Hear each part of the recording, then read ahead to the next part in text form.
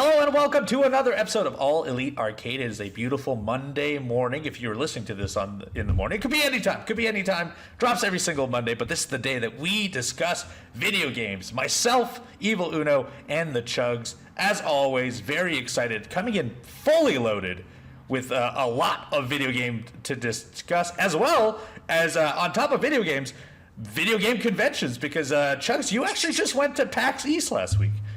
Yes, man. It's been such a good week of gaming, whether it being the games that I am playing or, like you had just mentioned, me getting to attend PAX East for the very, very first time. So I had never been to a PAX event before. I was beyond excited to do this. Again, I was there and I was involved in the Magic the Gathering and Final Fantasy showcase with the brand new cards, which look so sick, by the way. So sick. I can't wait to get my hands on them. But it was such a blast, and it was so cool to be able to see PAX for the first time. There was so much different stuff there. There were some awesome merchandise options. Like I really, really wanted to get myself a PAX East t-shirt, but the wait for the line was 90 minutes. So I was like, okay, I'm going to go and walk around and check out some more stuff. And I did manage to get some Pokemon pun t-shirts, which I absolutely love. I think they're hilarious. I think, Uno, I got to show you this past week. Yes. at work this week. But yeah, just an unbelievable event.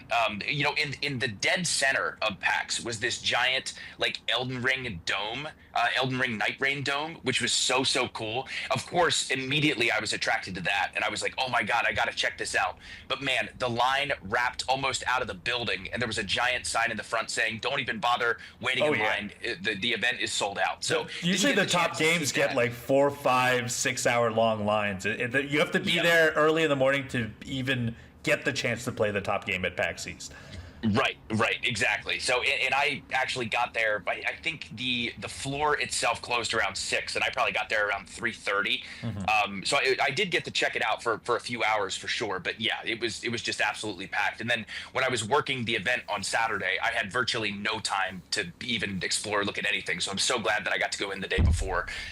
But again, there's there's like a PC free play area there, which was super cool. But the thing that really was the most interesting to me was, like, in the center, there were a bunch of indie developers there who were, like, showcasing all of their different games and having people play them and say what they like, say what they didn't like. And I had the chance to play one game called Revenant's Reach, which was an indie game. And I also had the chance to speak with the developer who has been working on the game, or he has been a developer, I think, for 8 years, and I think he's been working on the game for a long time as well. But man, super fun. It was like this action platformer with really cool and challenging platforming, but also difficult boss fights, almost like Souls-like aspect to it. The art style was really cool. It almost had this 2.5D art style where it would go in and out between 2D and 3D. Just super fun. So I'm glad I got the chance to play a little bit of that as well. But man, PAX, just an unbelievable event. So much fun. I can't wait to go to another PAX event, whether it's PAX East or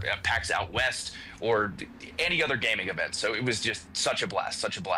And then as far as the gaming that I got to do, which again, with traveling, I did manage to get quite a bit of gaming in. Of course, I'm going through Pokemon trading card game Pocket, still collecting all the cards, doing all the battles. No real massive update there. But I do have an update with Nine Souls, which I'm currently playing on my Steam Deck. And Uno, I think I'm at the final boss, at least that's what it seems like story-wise, is I've gotten to a point where it says, hey, this is the final fight, this is the point of no return. And I've not tried it yet, but I have heard consistently that the final boss in Nine Souls is like one of the toughest bosses that you could fight in a Metroidvania. So I'm very nervous about it, but I'm very excited as well. And then in addition to that, also continuing Final Fantasy VI, which has been so much fun.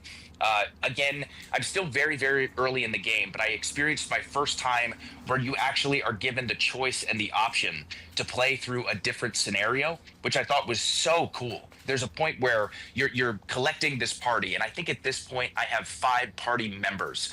But at one point you're riding on this raft, and you lose one of the characters that you were traveling with, and then the other 3 continue forward. Another character is trying to go to this castle, and then there's a point where you can choose to go with Terra's scenario or Locke's scenario or Saban's scenario, and you will eventually get to play through them all, but you can play through them in whatever order you would like. So I just think that is like such an awesome mechanic, especially at that time. I can't imagine that many games had done that up to that point. So Final Fantasy VI really ahead of its time and really shaping up to be just an unbelievable story. So really enjoying that game as well.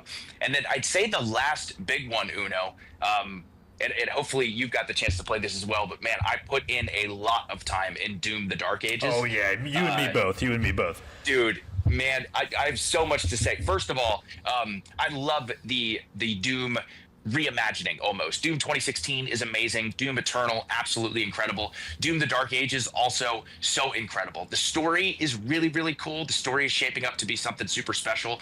But the biggest thing I was interested in is so many people had said, this feels like Doom, but it feels different. It feels heavier. So I was curious what that meant. If it meant that it felt slower, or heavier, what exactly that entailed. And dude, this is 100% still Doom. Doom the Dark Ages, it's fast-paced, tons of action, tons of awesome fighting, that you're ripping and tearing, there's a ton of gore. It is absolutely Doom, but with just a weightier feel to it. The new edition of the shield is one of the coolest things. I think I've finally discovered about myself, if your game has a parry system, I'm gonna love it and want to use it as much as possible. The shield parrying is so much fun and adds such a different dynamic to the combat, to the fights, which now I can't imagine playing a Doom game without the shield. Like I just love it so much, between throwing it and parrying and all that stuff. The new weapons are really awesome. I love the way they go about upgrading your stuff. Like you doing this optional stuff, like going down a beaten path that is not towards the main mission and then collecting a ruby to then maybe upgrade one of your guns, or to upgrade your shield, or to upgrade your power gauntlet. Like the level design is so good and so exciting, where you, I guess, could technically just go from point A to point B and just finish the level, but there's almost like an open world aspect to it, where again you can go and explore and do all this different optional stuff, which was similar to Doom Eternal as well. I know that Doom Eternal had optional stuff also, but I really enjoyed as well. I think I'm on chapter 7 or chapter 8, and I believe there's 22 chapters in this game, but every level has been so different. Every single one, like between the at one point, and minor spoilers here for Doom the Dark Ages, but at one point you're in this like giant mech like thing, and that's a chapter. Also minor spoilers, but fairly early in the game, at one point you're on this like dragon and you're doing air combat, which is super cool. So I have been so impressed with Doom the Dark Ages. I can't wait to continue it. It is so good. And Una, I'm curious to see what you thought about it as well, since I know you got the chance to play it. So I just reached the first dragon part. That's the little spoilers that we mentioned earlier. But so from this, I have some things where I definitely love Doom 2016. I love Doom Eternals. If I had one little thing I would want to say about this one, is that maybe the soundtrack is not nearly as strong, but the person that made the soundtrack for the first two games not involved in this third one. The music's still good. Don't get me wrong. It just doesn't swell and doesn't feel like as integral of a part of the game as the first two. But it's kind of funny because this game is less frantic than the first two. The first two are so movement based in the sense that it's like, you're not like covering to shoot. You have to be constantly in motion, constantly attacking to regenerate different types of ammunition or different types of health or shield or so on and so forth.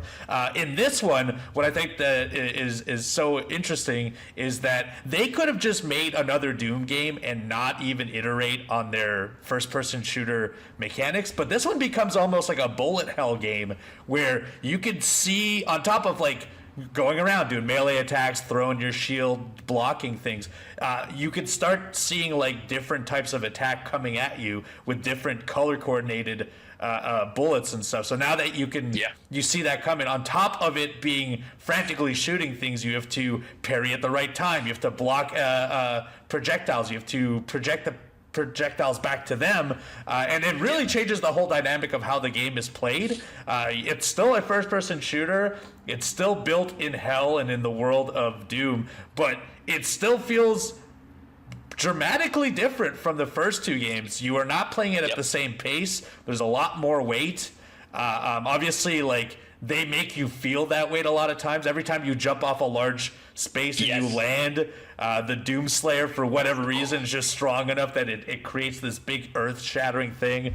And then a lot of the enemies are much larger than the last two games, which make it feel like you're attacking them almost for longer than you typically would. You come in, you're parrying a hit, you get a couple combo hits, and then maybe you have to retract backwards because they're about to do like a larger attack that you can't block at that very moment. And so yeah, I've been really into it. I'm very surprised that they switched up the way it's played. You know, it still has interesting maps. It still has a lot of the first person goodies that you like, but that new traversal stuff and the new parry system, and even like adding all of those extra levels like the dragon and the mechs, and who knows what else they're going to have in there, because it does seem like there does seem to be a lot of levels in this. I think like maybe a third through this game, and there's still a lot still to see. So yeah, Doom, incredible. If you get the chance to, it's on Xbox Game Pass, and that's what I got it on. That's right. And shout out to ID Software. You've done nothing but great games since Doom has been reimagined. On my end, I played a little more last week. I was talking about Expedition 33. I've now reached the status where I am at the goal of the game. I don't want to. I don't want to get too spoilery, but I am about 30 hours into the game, and I am now at the point where the original goal of the game, that is where I'm at. I have not completed it yet, but what I think is very interesting is that now that I have reached that goal, I am clearly seeing that is not all of the game, because there is so much that you explore early on that you don't have access to because you don't have the skills to unlock it, or you don't need, there are traversal mechanics that you level up that allows you to go into different parts of the map. And very early on in the game, I just thought some things were designed in a way to just look pretty, and there'd be like flying things in the overworld. But now I'm thinking that much after this event, whatever happens here at the very end of the game, whatever that is, I think there is so much more to explore afterwards. I don't think the map will get larger, but I'm realizing that a lot of the parts in the maps I wasn't capable of exploring or completing because they were so difficult. It seems like they're almost locked in for after this fight. So I'm very excited that on top of, and this has been an incredible game. I completely understand why people are putting on their Game of the Year list. A lot of people tell me the actual part that I'm at, this ending part, is so satisfying and wild that this is almost like when it gets to the best part of the game. And so I'm excited to find out what this is, because I have friends who've played to this part and have played another 50 hours afterwards. So, yeah, I know, right? Very surprising. Holy cow. So yeah, I'm very excited to play more Expedition 33. Incredible game. I know a lot of people are playing it out there as well. I did play two other new games this week. I played Skin Deep, which is a new first-person game by Annapurna Interactive. They do a lot of like story-based games, or at least like have a lot of narrative focus. This one is a little different. It does have a narrative focus. You're like an insurance person in space who boards onto this will make no sense, but you board onto little spaceships to essentially eradicate pirates that come in on the spaceship and kidnap the cats who are the crew of the game. So you're like an insurance policy. You get brought in to fix the problem, and the problem is almost always cats were imprisoned and people came onto the ship. But the thing that's interesting about this, it's not open world. It's kind of level based. So being a first person focus game, I wouldn't even say a shooter because I haven't even seen a gun yet. But it is kind of built like Prey or Dishonored was, where you come in and there's several paths in this little world, and multiple ways that you can achieve your goals, and it's up to you on how you want to achieve them. But they're a lot more bite-sized. So rather than being a big open world, it's a scenario with maybe 7 rooms, but there's a lot to do in that 7 room. You can either complete the objective, which would be get the cats out of their cages and then fly off away. But you could also eliminate all the enemies in it, and then there's a secondary goals to achieve within it too, that you only kind of get by exploring the world, finding notes, and just contextually putting it together to realize like, oh, this is a mission. Like this is something that they want me to do. I should maybe try and figure out what that is. You might get into you might find a locker, you might open the locker, and there might be a note that tells you like, hey, don't let the bad guys know about this, but in a vent on the roof, you can find the code for a door, and then you get through that, it gets to another door, so on and so forth. And so it's very interesting. I've only played maybe 3-4 hours of this, but it is very fun. It has a very comedic tone to it, and for about $20, it is pretty sturdy of a game. And there is combat in it, but the focus is much more about the stealth and laying out your plan than it is the actual combat of it. And it's a very interesting concept, and hopefully we see more adjustments to the first-person genre like that, because very, very neat. And then the last game I played, and this one I played, okay, I've already played 25 hours of this game in 4 days. Wow. It is one of those visual novel games, and so I will proceed by saying I know this will not be for everyone, but it is definitely for me. The game is called 100 Line Last Defense Academy, and it is the people from Chunsoft. They're the people that made Danganronpa, Zero Escape, and a lot of like the top brass when it comes to visual novels. They essentially dissolved that and have their ex-employees have now formed a new development group called Tokyo Games, I believe, or Tookyo Games, Tookyo.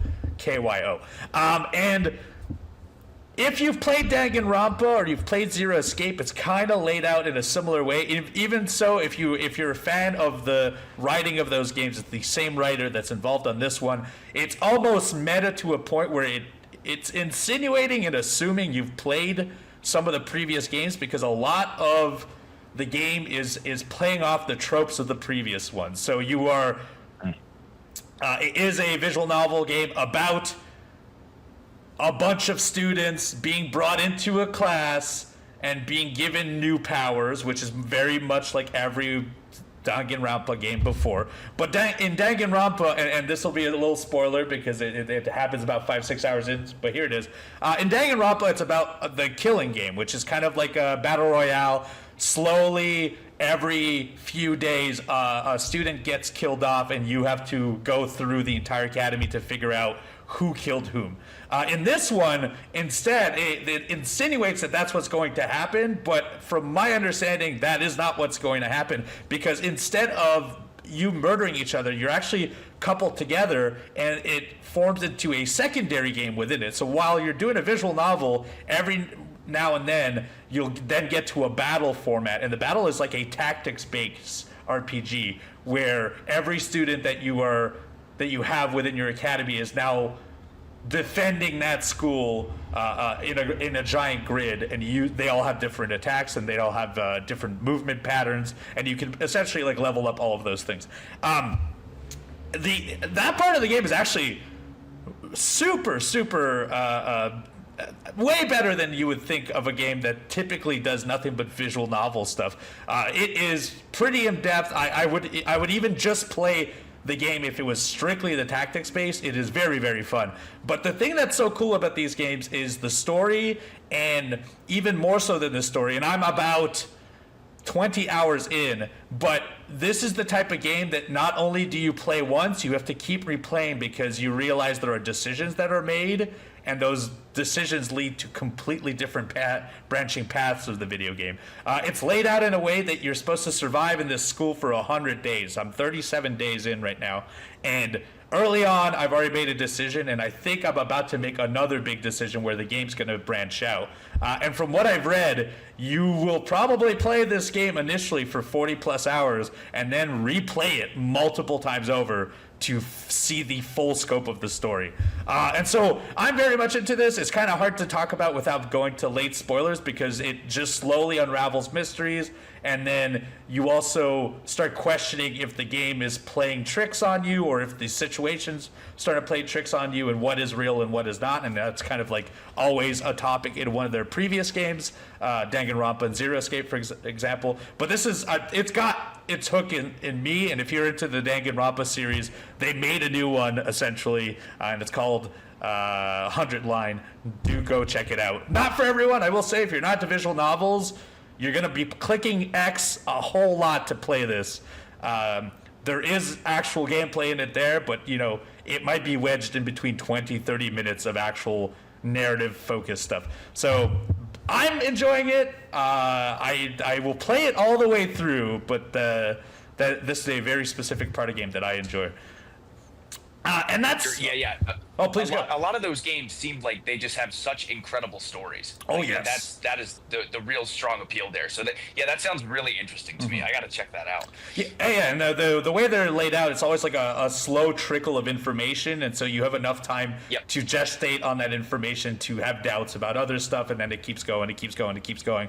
So I'm very excited to see what the later parts of this is. I may even get to a point where I just straight up spoil some of the twists and turns later on, but that'll be a few weeks from now, because my understanding is this game branches out into all kinds of crazy stuff, and I'm not even close to that point yet. But yeah, that's all I played this week.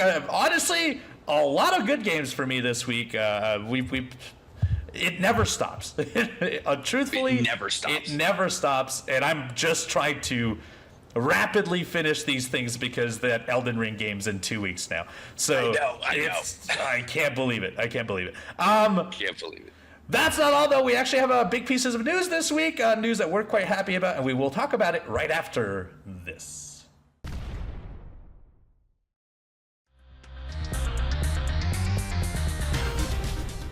And we're back, and it's time to talk about the news of the week. I actually have one big piece of news that I want to talk to you about before we get into some of the stuff about video game sales and, console sales and movies and so on.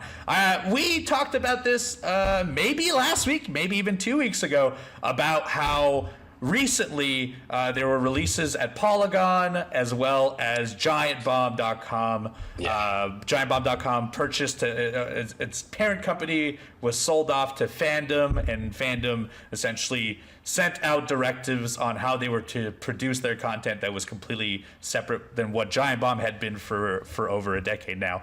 And so it was like, it seemed like it was going to be that Giant Bomb was going to disappear forever, and we were not going to see what Giant Bomb, or at least it was going to be restructured in a way that Giant Bomb is just not what it was for the last 10 years. Well, good news, Giant Bomb has gone 100% independent.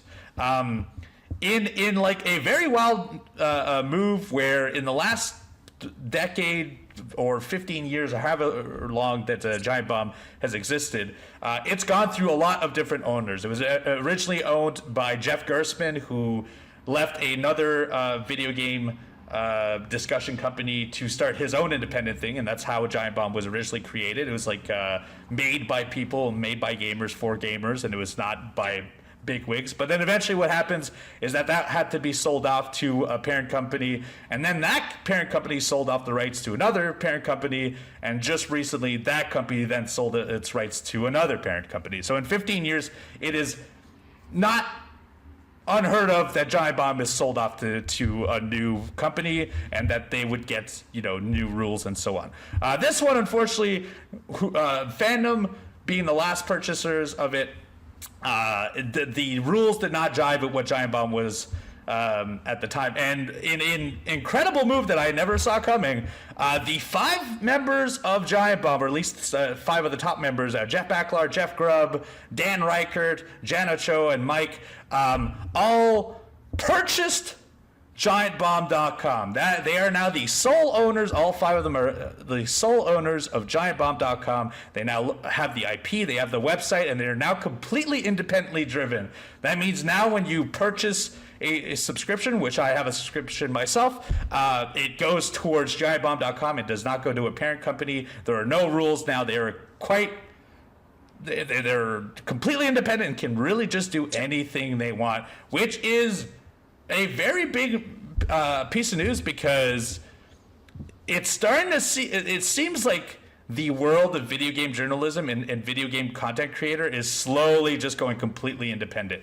Every large business that has owned a piece of the pie has turned it into less and less creator focused, less money given into the pockets of writers or people making the content themselves, and just it kind of eventually just became a big cash grab. Well, now that it is slowly moving forward, we're seeing more and more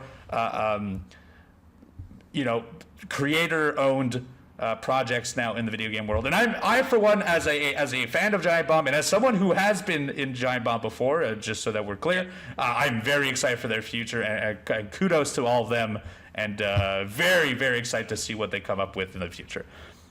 Yeah, me too, man. This is, again, amazing news. I'm a big fan of Giant Bomb, but more importantly, what an amazing crew of people. So this is super, super exciting. I'm so glad that Giant Bomb is going to start this new journey.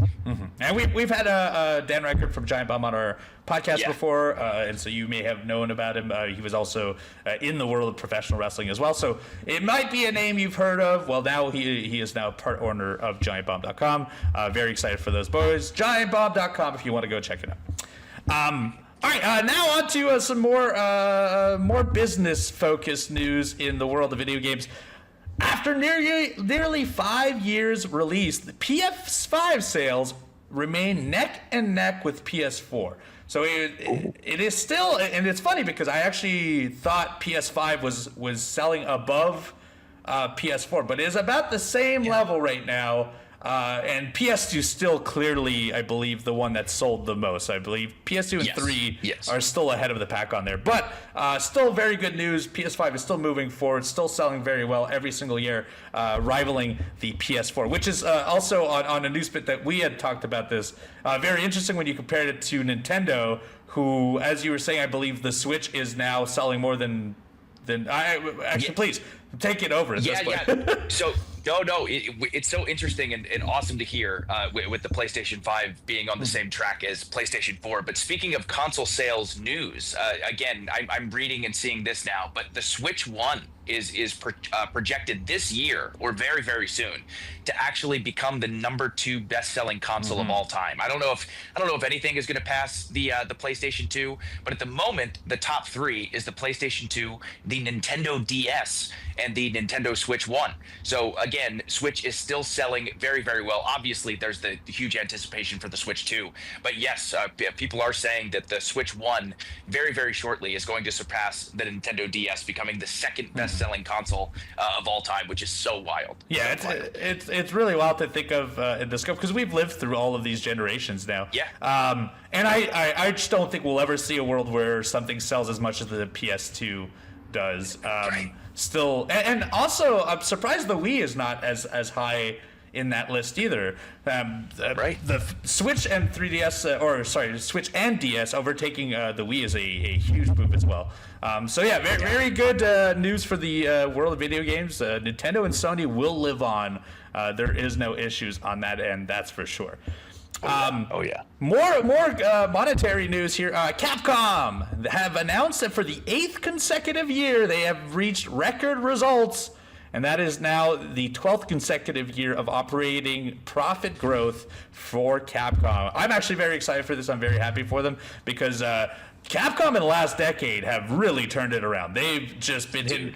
If it's not their straight up new IP games or their sequels to games, it's their remasters. They have done incredible with Street Fighter. They've done incredible with Resident Evil, with a ton of their other stuff. It's very, very cool to hear. Yeah, Capcom has got to be again, in the past decade, they have just released hit after hit after hit. And exactly what you said, whether it's new IPs or remasters and remakes, it's so cool to see how successful this has been for them. I don't want them to change a thing. I want Capcom to just continue doing exactly what they're doing, because whether it's a remaster or a remake or a new IP, anytime a Capcom game has dropped, it's always killer. So yeah, it's been awesome to see. I'm really hoping we hear more. I mean, it's about the time we hear more Resident Evil news. I feel like we get it about every year and a half, 2 years, and I feel like we're within that window to hear some more big Capcom news. Hopefully this summer we'll get one or two releases from them as well. Yeah. Now, rivaling the Resident Evil news, this one is about Silent Hill. Return to Silent Hill, which is a film being produced right now, will be a faithful adaptation of Silent Hill 2. They're trying to essentially correct what the first two Silent Hill movies were like. A lot of people did not like those movies. It had parts of the first three Silent Hill games in it, as far as like enemy design or character design or some of the stories. Now it would seem the next movie is going to be a straight up reproduction of the second game story, which by far is the most popular of the Silent Hill games. So this is very exciting for me because I would love for them to do a proper Silent Hill game, something that everyone can actually accept and admit that it is very good. Oh man, yeah, this has me so excited too. Especially, I know we talk about it all the time, but lately, to movies and television shows, the video game adaptations currently have been so unbelievably excellent that the idea of a director seeing a project like Silent Hill 2, which is such a protected and loved game within all of horror video gaming, is so cool. And it also has me excited as well, again, hearing about this idea of this Silent Hill 2 movie being a proper adaptation. Also hearing stuff like the director who directed Barbarian is going to work on a new Resident Evil title as well. It just there's so much cool stuff that you can do in movies and television shows with these awesome horror properties. So I can't wait for this Silent Hill 2 movie. Can't wait for the new Resident Evil movie. Horror video game fans are eating good right now.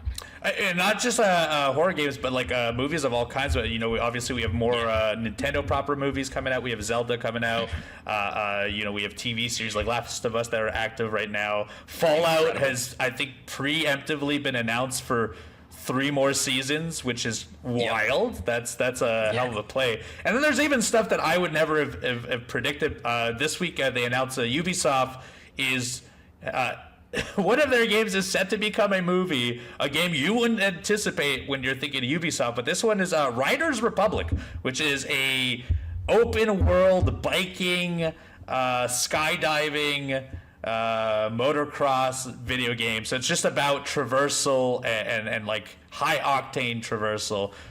It's going to become a movie. So yeah, more than anything now, video games seems to be the new source, the new muse for all these new movie properties, and it's been doing very well these last few years. So I can't see it slowing down anytime soon. I'm calling it now too. I'm waiting till the eventual Expedition 33 movie. Oh, I feel like it's gonna happen. I feel like that's gotta happen. I mean, my God. And I only played the prologue, and I'm like, oh, I can already see this as a movie. Oh, so, yeah. It's almost a guarantee. If not a movie, I think we're gonna see more Expedition 33. It's such a immense success this year, and I just don't see it. It could be its new IP and I haven't reached like the end game, so I don't know what story wise if it would make any sense to do that. But like, it has enough to this game that I would like to explore the past in that game as well as what happens post in that game. And on top of it, I would love to see a straight adaptation of this story to movie, because I think I've come close to crying twice in this game already. I could see it being a real tearjerker if it becomes a movie as well. Oh yeah. That's it for us, our big news pieces this week. There was actually one last thing I did want to discuss. On the cusp of Death Stranding 2 coming out, that's, I believe, in June. A lot of people have been playing that, over 40 hours in that the pre-early review parts, and a lot of people are saying that it's worlds better than the first one. A lot of what you liked from the first one, and then a lot of like more detail on the combat as well as other stuff. But what's interesting is that Hideo Kojima, doing interviews for his game, has said that he has actually made USB sticks of multiple video game ideas, so that if he dies at any time, his company and his employees can continue making video games under his name, which... Not more, and there's no more context than that. I don't know any of his USB ideas, but just that is a straight up Hideo Kojima sentence and idea in real life. But that's the thing. I actually am not surprised. I feel like that guy's probably got so many ideas, and we never get to see the light of day. Yes, exactly. He's a genius.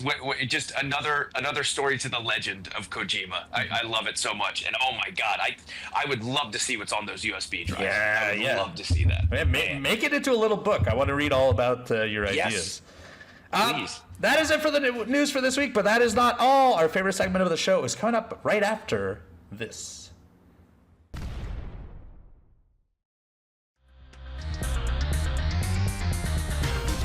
It's that time. That's right. It is time for a favorite segment of the show, brought to you by our friends at Upper Deck, upperdeck.com. Collect your favorite wrestlers in 2024's Upper Deck Allure, as well as Upper Deck AEW pack, as well as the 2025 AEW pack. And start your trading card collection today. Unwrap autographs, memorabilia, or premium tech inserts, all within the packs. We have a pack right here. I've preemptively opened it so that it doesn't make a ton of noise, but here is a 2025 pack. Here's who we got today. We've got Justin Roberts. Ooh, nice red very suit. nice. Mark Briscoe, our good pal. Oh yeah. This is, we've got the Ops. I'm surprised how quickly we got the Ops out there. Chris Jericho. Aubrey has her own card in here. Wheeler Yuta. This one is on a canvas card. On top of that, you've got the special edition canvas cards available. Here's Phoenix in a portrait. We've got Hologram, which may be his first card, I believe. Very cool. Here's Sheeta. This is Kyle Fletcher and Will Ospreay back when they were tagging actively. Nice. There's a lot of cards in this one. We've got Sky Blue cards. And finally, but the best for last, Timeless Tony Storm. You can get all of those. Upperdeck.com. Go out there, go get your AEW packs as well as other sports memorabilia, all at upperdeck.com. We have 3 questions this week. If you want your questions answered, go to tbs.com/arcade mailbag. That is where you can send your questions, and we read them at the end of every single one of our podcast episodes. First question comes from Wes. Hey, Chugs and Una, what is your favorite and least favorite character redesigns? I love the fact that Nintendo went back to its old school roots with the Donkey Kong redesign for the upcoming DK game. As for the worst redesign, I've been a longtime fan of Rain in Mortal Kombat, and I can't get behind the redesign to the modern versions of Mortal Kombat. Especially the latest version of Rain where he looks like a wizard now. I miss the palette swap purple ninja suit.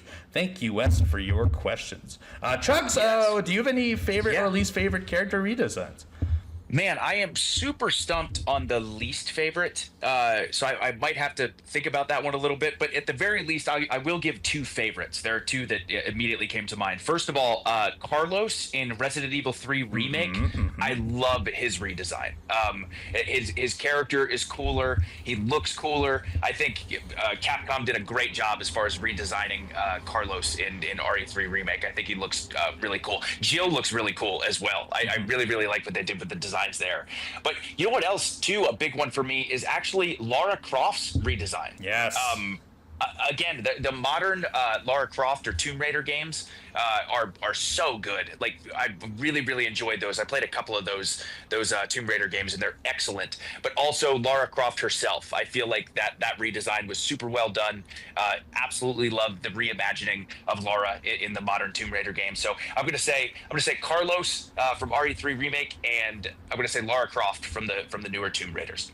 I hate on my side to also wave off part of the question, but I can't think of a least favorite by far.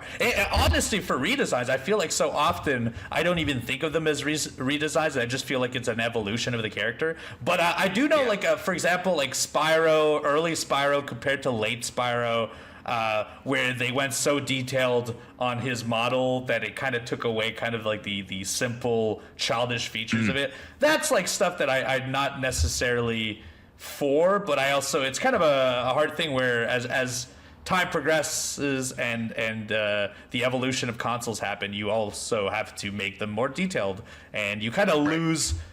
It's much like you watch old CRT footage nowadays. If you take it out of the CRT, there's actually too much light and too much exposure on the stuff, and you start realizing the flaws of that stuff. I think a lot of like early character designs, like Mega Man, is incredible early on because it is so simplistic. But then as Mega Man gets added with more, textures and starts becoming 3D and so on, or gets different type of outfits or and so forth.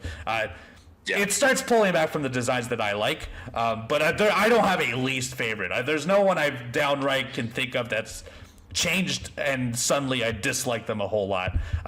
Hopefully, I will say on the subject of the Donkey Kong character, it is dramatically different, but I really like the new Donkey Kong look. Yeah, I do too. I think it looks really cool. Mm-hmm.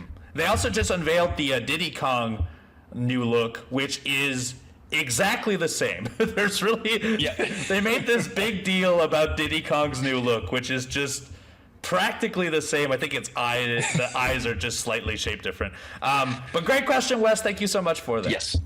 Our next question is from Connor. Connor says, Hey Chugs and Uno, do you consider Expedition 33 a JRPG? I'm curious which side of the debate that you fall on and whether you rank it alongside other JRPGs.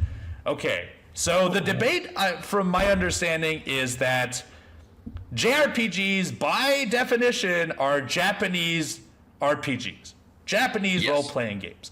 And so this game being made in France, it would not be a JRPG. But over the years and years and years of accumulated video games that have come out, JRPG has kind of become synonymous with turn-based RPGs.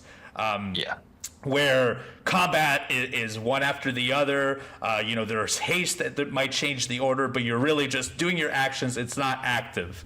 I personally employ JRPG as turn-based now. I never think about it strictly as Japanese because I feel like there's a ton of other developers that have touched games that are in that style that I just think slot into the same type, like Persona, Metaphor, Expedition 33. 2 of those are Japanese made, but all 3 of them have a lot of the same type of mechanics. And to me, and maybe I'm not a Puritan when it comes to the terminology on stuff, but I think all of those as JRPG.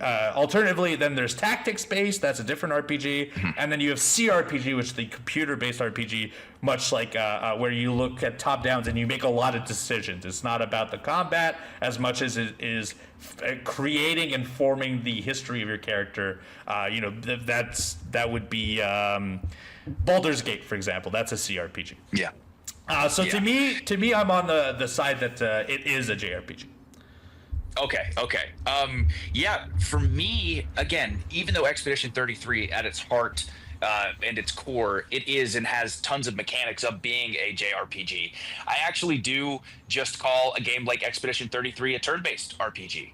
So again, even though there are so many similarities, and I could absolutely see them lumping those games together because of all the mechanics in Expedition 33, I generally just call it a turn-based RPG instead of a JRPG because it wasn't made in Japan. But I totally see both sides for sure. And at the end of the day, whether it's a JRPG or a turn-based RPG, Expedition 33 rules. Man, what a game. What a game. But that's a great question, though. Great question. Yeah, there's a real heated debate about it, but in the end, everyone's just equally as happy because the game is so damn good.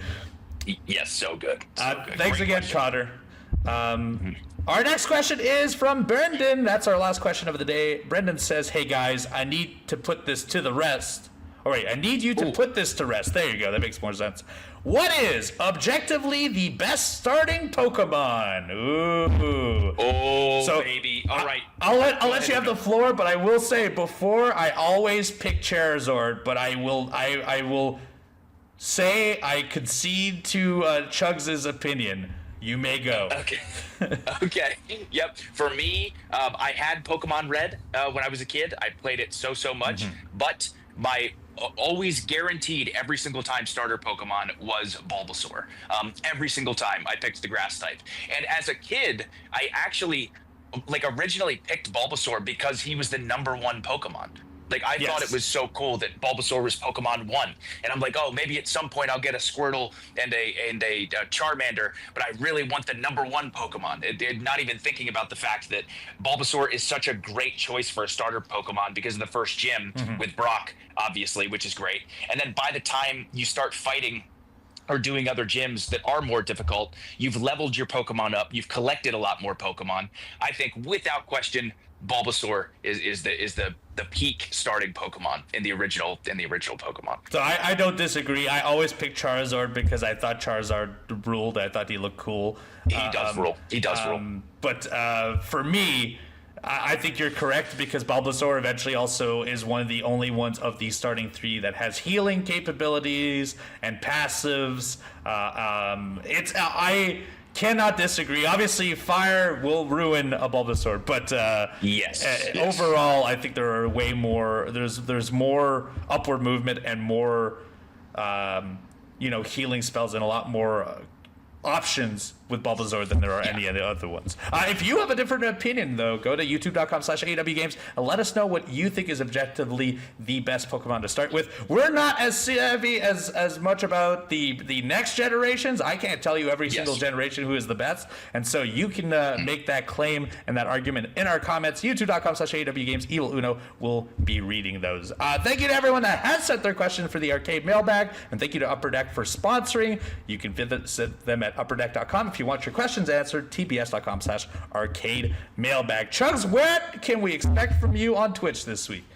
Yes, you can find me once again at twitch.tv/thechugs. I did put my 5-game cycle on hold to showcase Doom the Dark Ages, which I very much enjoyed. But this week, I am going to return back to the 5-game cycle, so I'm going to continue my first playthrough of Stellar Blade, continue the amazing Metroidvania Ender Magnolia, Silent Hill 3, The Witcher 3 Wild Hunt, and of course, my first playthrough of Final Fantasy VI. So a wide variety of stuff this week, but once again, twitch.tv/thechugs. You can find me at twitch.tv/eviluno. I just took a break for a few weeks, but I am going back to my Donkey Kong roots. I will be playing the Conga games as well as the more recent GameCube and the 2 Wii U titles as well, all in preparation for the big release of the Donkey Kong game in July. So do check that out, twitch.tv/eviluno. If you have not done so, also hit that follow button or that subscription button, wherever it may be, youtube.com/AEW Games if you want the video format, but our podcast format comes out in the wee hours of the morning every single Monday. On Spotify, on Stitcher, wherever you're getting your podcasts, we're available. So do hit that follow button so that you can be reminded of next week's All Elite Arcade, because we will always be talking video games because we never stop playing. We never stop playing. I'm Evil Uno today. Chugs, I hope you had a great day and a great week planned for yourself, and I hope everyone out there is having a good day as well. We will see you around, and we will see you next week. Bye-bye.